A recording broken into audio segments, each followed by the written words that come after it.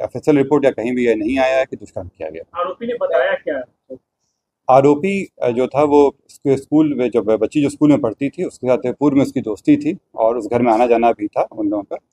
लेकिन परंतु कुछ समय से उन दोनों परिवार के बीच में इस चीज़ को लेकर सहमति नहीं थी कि वो लोग मिले, और इसी क्रम में वो फिर मिलने आया था। और जब दोनों के बीच में तनाव बढ़ा था और उसी के तहत ये प्लान किया था। जो ये व्यक्ति है शुभम कुमार, इसको ये खबर मिली थी कि ये जो बच्ची है ये किसी और के साथ भी देखी गई हैं, जिसका इनका अपना कोई एविडेंस है, केवल सुनी सुनाई बातों के हिसाब से चल रहे थे और उसी में ये घटना की है।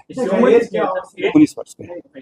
सर कितने दिनों से लोगों का क्या गार्जियन के बारे में जानकारी? ये कम से कम 1-2 साल से चल रहा था। गार्जियन को खबर थी इसके बारे में, उनके द्वारा इसका अप्रोच भी किया गया था। दोनों साइड के माता पिता को पता ये दोनों कौन है, शुभम और ये रोशन है, वो इसका मतलब कैसा रिलेटिव है?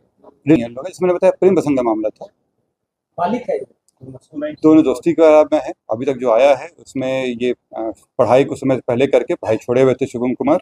रोशन कुमार की पढ़ाई चल रही थी। ये नशा का आदी थी। इस सब जानकारी हम लोग अभी नहीं मिली। नशा का ऐसा कुछ नहीं मिला है। अच्छी बात है। नहीं, इसमें जैसे मैंने बताया कि अभी तक वाला में नहीं आया कोई इस तरह के कि उनके साथ कोई जबरदस्ती की गई हो, लेकिन जब फाइनल रिपोर्ट आएगा उस हिसाब से कार्रवाई होगी। अगर इस तरह का मामला आता है तो पॉक्सो एक्ट करेगी। कितने लोग शामिल हैं? इसमें 2 लोगों का सहभागिता आया है और साथ ही में जो व्यक्ति केरोसिन का तेल बेचे थे, क्योंकि वो बच्चे को बेच रहे हैं और बिना जानकारी के ज्वलनशील पदार्थ बेच रहे हैं, तो उनके अभी बयान उनका भी किया गया, उनसे पूछताछ की गई है और उनका बयान दर्ज कराया जाएगा कोर्ट में। कितने बजे संजय के आसपास आई थी और ये घटना उसके बाद घटी है। इसका मोबाइल किनका? बच्चियों का जो मोबाइल था ये इनके पिता के मोबाइल का इस्तेमाल करते थे और इसके साथ भी व्यक्ति के जो अभियुक्त हैं इनके साथ भी बातचीत उन्हीं के मोबाइल से होती थी। ये करीब 19 वर्ष के आसपास।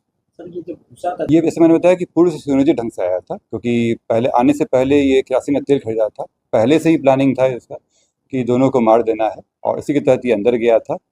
जो उसमें विक्टिम में बच्चा जो है वो सोया हुआ था और घर की जो बेटी थी वो दरवाज़ा खोली थी। ये उसके बाद दोनों की हत्या किया और सबूत मिटाने के लिए फिर वहाँ आग लगाया था। कि इन लोगों की जानकारी थी कि इन लोगों के बीच में आपसी बातचीत होती है। जब ये घटना हुआ तो भी कहना चाह रहा हूँ कि इतनी बड़ी घटना हुई, आसपास घर भी थे, आग भी लगी थी, धुआं भी निकला था और मैंने उस समय भी अपील किया था आप लोगों के द्वारा कि वहाँ पे गांव में काफ़ी लोगों को जानकारी होगी क्या है, और इसी के तहत कुछ लोग जो सामने आए उनसे ये लोग जानकारी मिली। और मैं फिर से अपील करूँगा कि अगर कोई घटना घटती है इस तरह की तो वो पुलिस का सहयोग करे, क्योंकि पुलिस और पब्लिक साथ में रहेंगे तभी एक दूसरे की सुरक्षा हो सकती है। और वो अगर जानकारी देंगे तो उनकी बातें गुप्त रखी जाएगी।